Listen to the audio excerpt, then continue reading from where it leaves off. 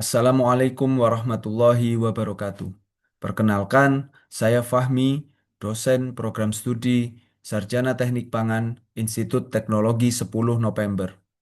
Pada kesempatan kali ini, saya akan menjelaskan terkait rencana pembelajaran semester untuk mata kuliah Kimia Analisa dengan kode TP234103.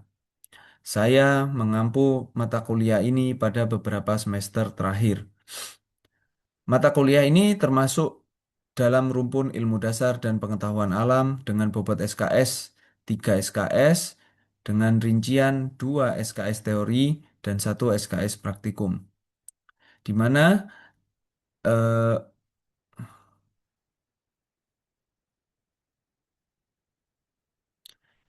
di mana SKS teori ditempuh di dalam kelas sejumlah 16 pertemuan dan 1 SKS praktikum yaitu sejumlah 16 pertemuan dalam satu semester. Capaian pembelajaran lulusan prodi yang dibebankan pada mata kuliah ini ada tiga, yaitu CPL keempat, CPL kelima, dan CPL keenam. Ketiga CPL ini mencakup aspek pemahaman, kognitif, serta praktik dari mahasiswa. Capaian pembelajaran mata kuliah yang dibebankan pada mata kuliah ini ada lima, yaitu yang pertama, mahasiswa mampu menjelaskan, menggunakan, dan mengidentifikasikan ilmu dasar untuk analisis kimia, termasuk di dalamnya persiapan sampel dan sampling, dan pengetahuan akan peralatan gelas sederhana. CPMK kedua, mahasiswa mampu mengimplementasikan pengolahan data analisis secara sederhana, termasuk error atau kesalahan analisis, kesalahan pengukuran, presisi, akurasi, dan kalibrasi. CPMK ketiga, mahasiswa mampu membandingkan dan melaksanakan sekaligus mendemonstrasikan metode analisa pangan secara konvensional, yaitu secara grafimetrik dan volumetrik. Yang keempat, mahasiswa mampu menjelaskan dan membandingkan metode analisa pangan non-konvensional atau instrumentasi seperti spektrofotometri, kromatografi. CPMK kelima, mahasiswa mampu menjelaskan, menjawab, dan menyesuaikan metode analisa pangan secara advance. Dalam pelaksanaan evaluasi dari mata kuliah ini ada lima jenis evaluasi. Yang pertama tugas, yang kedua kuis satu, kemudian kuis 2, EAS, dan praktikum. Untuk tugas memiliki bobot nilai sebesar 15%, kuis satu dan kuis 2 masing-masing 20%, serta EAS 25% dan praktikum 20%. Deskripsi dari mata kuliah ini ialah mahasiswa belajar tentang pengantar ilmu dasar untuk analisis kimia, termasuk persiapan sampel dan sampling, dan pengetahuan akan peralatan gelas di laboratorium. Pengolahan data analisis secara sederhana, metode analisa pangan baik yang konvensional maupun non-konvensional, serta selain itu mahasiswa mampu melakukan persiapan sampel, mengidentifikasi peralatan gelas sederhana di laboratorium, membuat larutan, melakukan analisa secara grafimetri dan volumetri.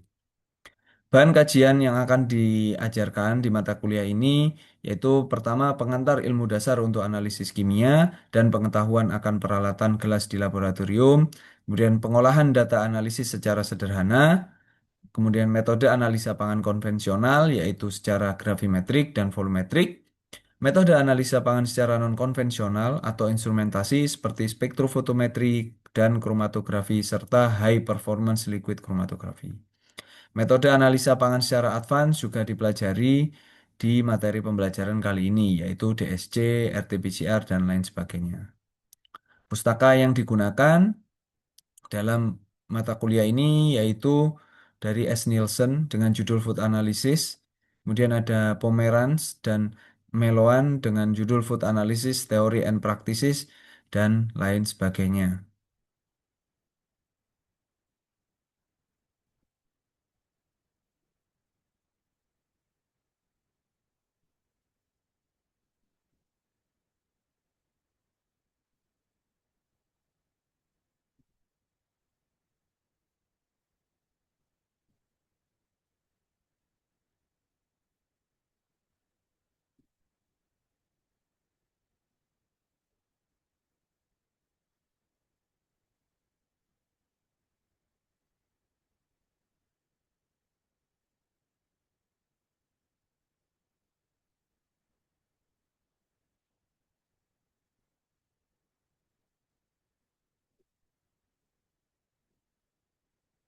Bismillahirrahmanirrahim. Assalamualaikum warahmatullahi wabarakatuh.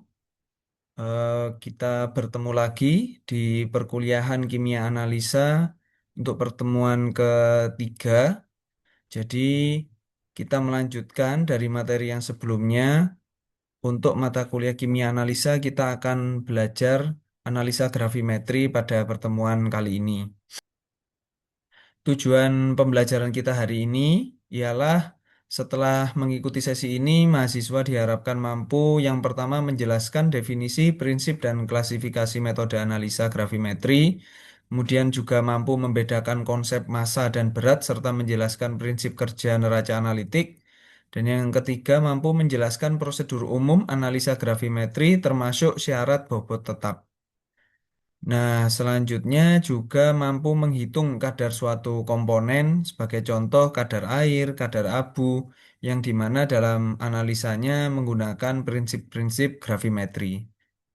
Yang kelima, mahasiswa mampu membandingkan berbagai metode penetapan kadar air, dan juga kadar abu pada bahan pangan, serta mampu mengidentifikasi kelebihan, keterbatasan, dan sumber kesalahan dalam analisa gravimetri.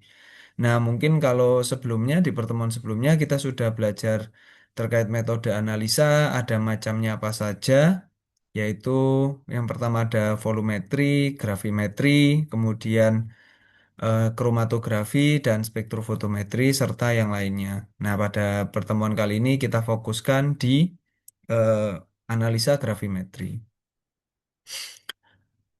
Mengapa menimbang itu penting dalam analisa pangan? Karena setiap dari label makanan yang ada yang beredar di pasaran itu selalu wajib mencantumkan label gizi pada kemasannya. Sebagai contoh, harus mencantumkan kadar air atau komposisi yang mengandung airnya berapa, kemudian kadar abunya bisa berupa mineral dan lain sebagainya, juga kadar lemak, kadar gula, atau yang lainnya juga. Nah, pada dasarnya lahir dari suatu aktivitas paling mendasar di laboratorium, yaitu menimbang dengan presisi. Jadi, setiap mahasiswa ketika sudah berkaitan dengan hal-hal kimia, itu wajib hukumnya memahami dasar dari praktikum di laboratorium kimia. Nah, di setiap laboratorium kimia pasti punya alat namanya neraca yang digunakan untuk menimbang jumlah atau massa dari suatu zat yang dibutuhkan untuk praktikum.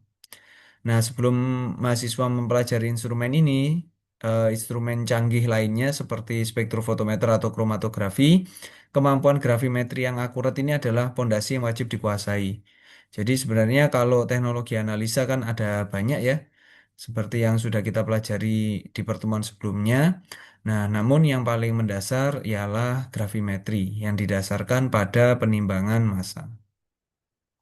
Nah, ini sebagai contoh ya, kalau misalkan ada sebuah produsen tepung, dia menentukan kadar air agar produknya tidak cepat berjamur. Kira-kira bagaimana cara seorang produsen tepung untuk bisa menentukan kandungan air yang ada di tepungnya agar tidak cepat berjamur?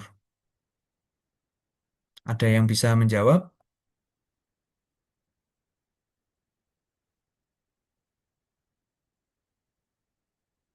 Ya, silakan, Mas Imam. Halo, cek cek. Apakah suara saya masuk, Pak? Iya, Eh, untuk mengukur kadar air bisa dilakukan dengan mengukur berat tepung sebelum kadar airnya dihilangkan dan juga setelah kadar airnya dihilangkan. Jadi tahu kadar air yang di dalam tepung itu berapa dan sudah ada standar untuk maksimal kadar air yang diperbolehkan di dalam tepung. Jadi harus mengikuti standar tersebut. Begitu, Pak. Terima kasih.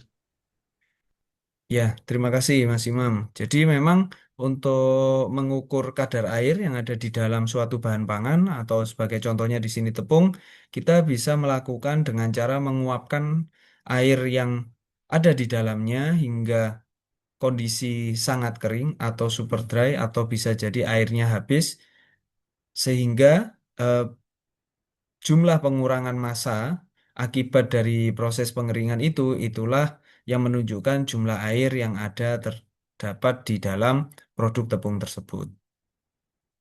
Nah, kemudian yang pertanyaan kedua, bagaimana cara untuk menentukan kandungan mineral atau abu dari suatu bahan pangan? Ada yang bisa menjelaskan prosedur untuk menentukan kandungan mineral atau abu dari suatu bahan pangan? Ya, pada prinsipnya hampir sama ketika kita ingin mengukur kadar air dan juga kadar abu.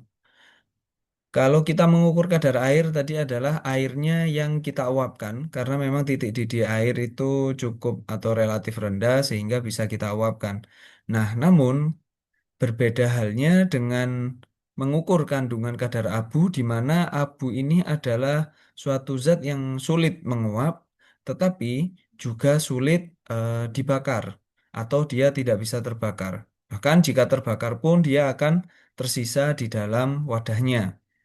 Nah, kalau untuk mengukur kadar abu, biasanya digunakan pemanasan atau pembakaran dengan suhu hingga mencapai 800 derajat Celcius untuk memastikan semua bahan yang lain selain abu itu teruapkan atau terbakar, sehingga nanti hanya menyisakan abu.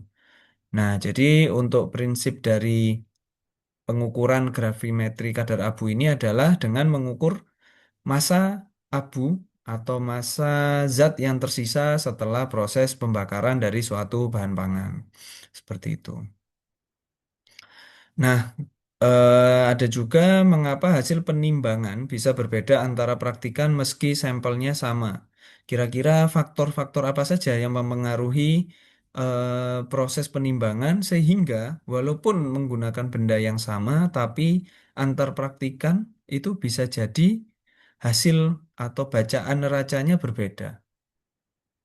Nah, pada dasarnya, kalau penimbangan ini sangat bergantung atau sangat didasarkan pada gaya gravitasi.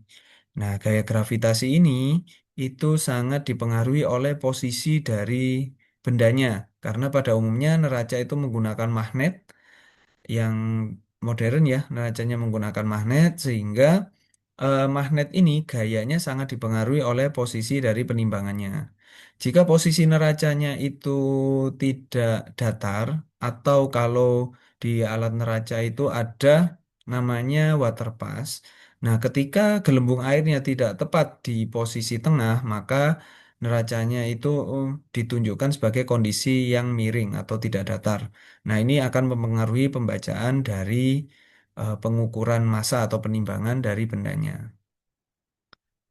Selain itu, kondisi lingkungan atau kondisi material yang misalkan dia higroskopis harus didukung juga dengan alat pengukuran atau penimbangan yang bisa mempertahankan kadar air dari bahan yang ditimbang. Seperti itu.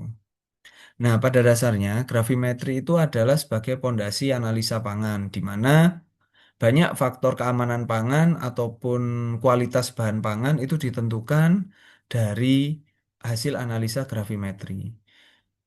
Contohnya kadar air. Kadar air ini bisa mempengaruhi daya simpan dan keamanan pangan dari suatu makanan. Begitu juga kadar abu. Kadar abu ini menentukan atau menunjukkan jumlah atau kandungan mineral dan mutu produk pangan. Semakin tinggi kadar abu, biasanya kadar mineralnya juga tinggi. Namun, kadar abu yang terlalu tinggi juga berbahaya untuk kesehatan manusia, sehingga biasanya dibatasi di dalam SNI jumlah kadar abu maksimal di dalam suatu bahan pangan. Kemudian ada juga kadar lemak di mana menunjukkan nilai gizi atau kandungan lemak yang ada di dalam bahan pangan tersebut. Dan semua kadar ini atau komposisi ini wajib dicantumkan di dalam label informasi nilai gizi produk pangan. Nah, kita masuk ke definisi dan prinsip dasar gravimetri. Gravimetri secara definisi adalah metode analisa kuantitatif yang menentukan kadar suatu analit berdasarkan pengukuran massa atau berat. Setelah analit dipisahkan dalam bentuk murni stabil dan diketahui komposisinya. Prinsip kerja umum dari gravitasi adalah mengukur selisih massa atau berat sebelum dan sesudah perlakuan tertentu. Contoh perlakuannya bisa dengan pengeringan, pengabuan, pengendapan, atau ekstraksi, di mana selisih ini dapat mencerminkan jumlah komponen yang dianalisis. Semakin teliti penimbangannya, maka semakin akurat pula hasil analisanya. Dua ciri wajib dari metode gravitasi yaitu hanya komponen target yang terukur perubahan beratnya secara kuantitatif, atau seluruh analit harus terkonversi atau terpisah sempurna. Rumus umum atau rumus dasar dari perhitungan gravimetri adalah persen analit adalah sama dengan berat analit dibagi berat sampel awal dikali 100%. Jadi analit ini adalah zat atau komponen yang mau kita analisa. Sedangkan untuk berat sampelnya adalah jumlah sampel yang kita analisa.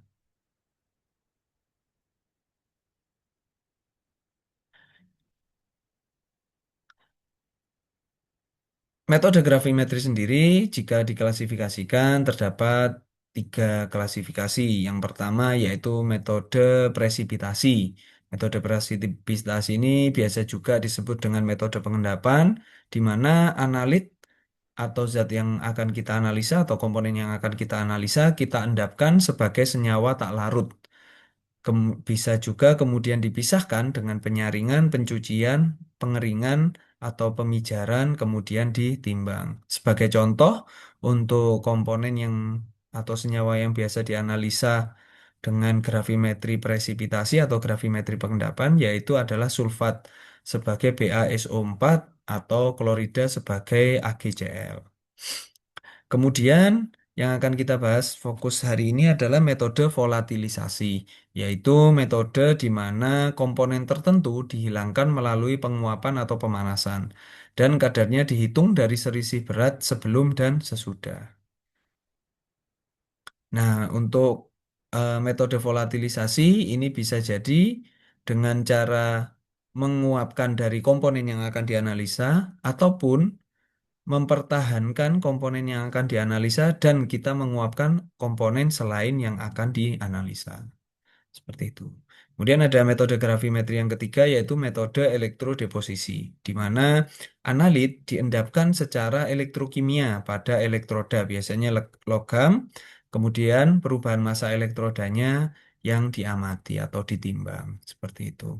Sebagai contohnya adalah penentuan kadar tembaga secara elektrogravimetri. Jadi tembaga diproses dengan elektrokimia sehingga dia akan mengendap pada kutub elektroda. Konsep dasar pembeda massa dan berat, atau ini biasanya konsep yang sering tertukar ya. Kalau kita tahu bahwasanya massa itu adalah jumlah materi atau zat dalam suatu benda. Dan massa ini merupakan besaran pokok, bukan besaran turunan. Massa nilainya tetap tidak bergantung lokasi maupun gravitasi. Biasanya satuannya menggunakan kilogram untuk SI, dan juga gram ketika di laboratorium atau jumlah massa kecil, atau dalam satuan pon ketika menggunakan satuan British. Massa bisa diukur dengan neraca, di mana bisa juga dengan neraca yang memperbandingkan terhadap massa acuan. Kemudian ada juga berat. Berat itu ialah sebuah besaran turunan, yaitu massa dikali percepatan gravitasi. Berat dapat berubah menurut lokasi. Misal perbedaan antara gravitasi di bumi dan di bulan. Ini akan mempengaruhi berat dari suatu benda. Kemudian satuan yang biasa digunakan adalah Newton dan diukur dengan neraca Pegas atau berdasarkan gayanya. Jadi kalau didefinisikan berat ialah gaya gravitasi yang bekerja pada suatu massa. Mengapa penting bagi analisa pangan terkait massa dan berat ini? Kita harus memahami perbedaannya karena neraca analitik di laboratorium sebenarnya mengukur gaya gravitasi atau berat, namun dikalibrasi agar hasilnya dibaca sebagai massa. Karena itu, kalibrasi rutin dengan anak timbangan standar sangat penting agar pembacaan tetap akurat di lokasi manapun. Selanjutnya, prosedur umum dari analisa gravimetri. Yang pertama, kita mulai dengan persiapan sampel. Jadi, kita melakukan penimbangan terhadap wadah, kemudian menambahkan sampel secara akurat dan perlahan ke dalam wadah sesuai jumlah yang kita inginkan. Kemudian, kita memperlakukan sampel yang akan kita analisa. Jika ingin analisa kadar air bisa contohnya dengan dikeringkan di dalam oven, atau kalau analisa kadar abu bisa dengan pengabuan atau dengan pengendapan atau presipitasi. Selanjutnya, menimbang ulang sampel setelah diberi perlakuan hingga tercapai bobot tetap atau constant weight, di mana bobot tetap ini adalah sampel dianggap selesai diproses apabila selisih dua penimbangan berturut-turut dengan jeda pemanasan atau pendinginan tidak lebih dari 0,0002 gram atau 0,2 sampai 0,5 miligram. Kemudian selanjutnya dilakukan penghitungan kadar dengan cara menghitung selisih berat yang bisa dinyatakan dalam persen dengan menggunakan persamaan yang sudah saya sampaikan di awal tadi. Nah, ini sebagai contoh studi kasus, sebuah sampel tepung dikeringkan dalam oven pengering menggunakan forced draft oven hingga bobotnya tetap. Data penimbangan diperoleh sebagai berikut. Nah, kira-kira berapakah massa atau berapa persen kadar air yang ada di dalam oven, yang ada di dalam bahan, maaf. Jadi kalau berat cawan kosong awal 25,312 gram dan berat cawan dan sampel basah adalah 28,3 gram, maka berat sampel awal adalah sebesar 3 gram. Kemudian berat cawan dan sampel kering menjadi 27,512. Berapa persen kadar air yang terdapat di dalam bahan? Persen kadar air sama dengan W3 atau berat kering, sampel kering, dikurangi dari berat sampel awalnya. Jadi 3 gram dikurangi berat sampel kering. Berat sampel keringnya berapa? Berat sampel kering adalah berat W3 atau berat sampel kering dikurangi berat cawan. Nah, jadi berat sampel keringnya berapa? 27,512 gram dikurangi 25,312 gram. Ada 2,8 gram. Kemudian dibagi dari berat sampelnya. Berat sampelnya adalah 3 gram. Jadi selisih tadi berat sampel awal dikurangi berat sampel kering, yaitu 3 gram dikurangi 2,8 gram. Maaf ya, 2,2 gram, maka jadi selisihnya 0,8 gram. 0,8 gram dibagi berat sampel awal, 3 gram menjadi kadar air dari sampel. Jadi 0,8 dikali 3, dibagi 3, maaf, dibagi 3 dikali 100%. Sehingga didapatkan kadar air sebesar 26,67%. Artinya, setiap 3 gram sampel mengandung sekitar 0,8 gram air atau setara dengan 26,67% kadar air.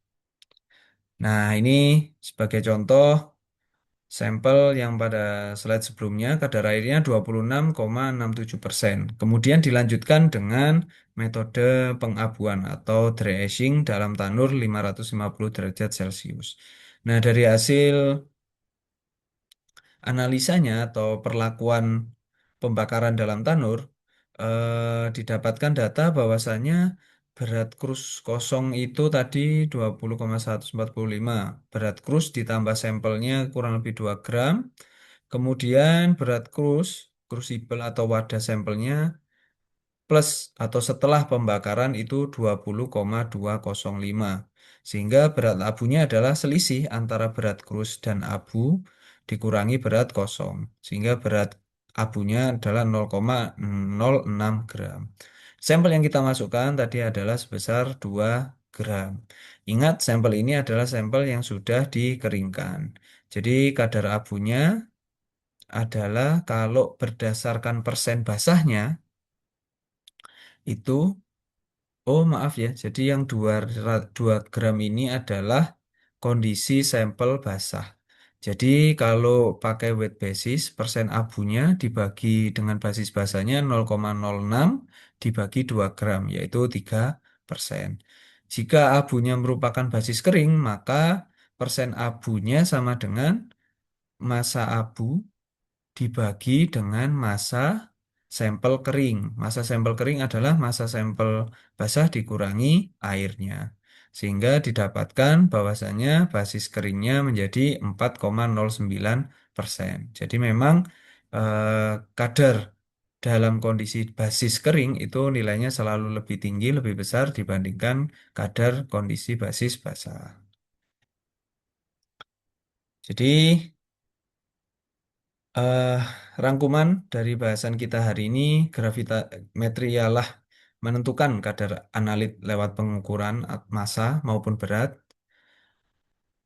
Kemudian massa itu dia akan conserve atau konstan, tetap. Jadi massa itu tidak akan berubah kalau kita tidak beri perlakuan yang bisa menghilangkannya atau memindahkannya. Dan massa itu berbeda dengan berat. Kalau massa itu dia terikat ke zatnya, sedangkan berat ini dipengaruhi oleh gravitasi.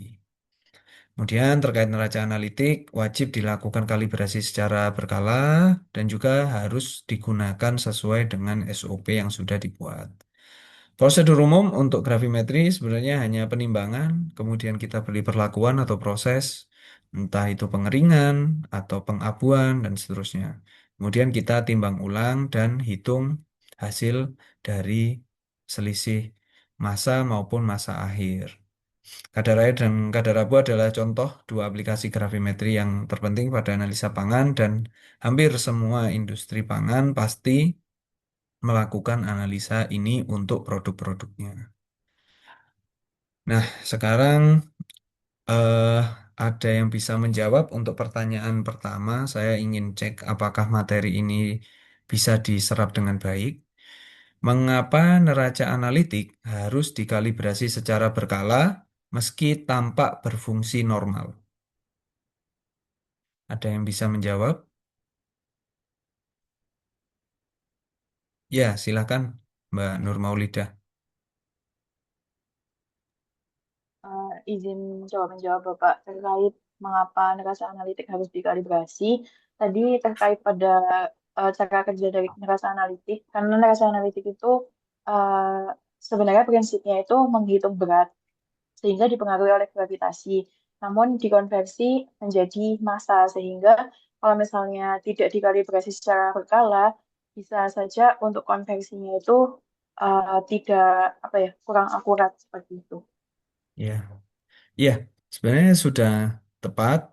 Cuma tadi ada kurang bagian bahwasanya neraca analitik yang sekarang atau yang modern itu memanfaatkan prinsip elektromagnetik. Jadi gaya berat yang diterima oleh magnet itu dikembalikan lagi atau dideteksi, diukur sehingga tercatat atau terkalkulasi sebagai massa.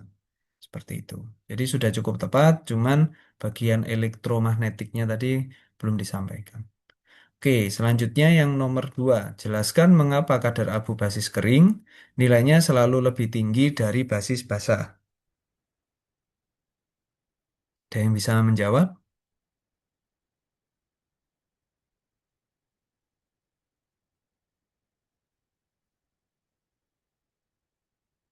Atau mungkin nanti kita buat tugas di rumah ya untuk yang nomor dua. Oh, ada.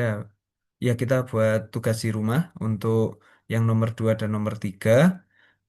Sebutkan, jadi tugasnya yang kedua, sebutkan dua metode penetapan kadar air yang sesuai untuk sampel sensitif suhu tinggi. Jadi tugas pertama menjelaskan kadar abu basis kering selalu lebih tinggi dari basis basah. Dan yang kedua, sebutkan metode penetapan kadar air yang sesuai untuk sampel sensitif suhu tinggi. Baik, mungkin itu saja pertemuan kita hari ini. Terima kasih atas perhatiannya. Jika ada kurangnya saya mohon maaf. Semoga yang sedikit ini bermanfaat. Saya cukupkan. Assalamualaikum warahmatullahi wabarakatuh.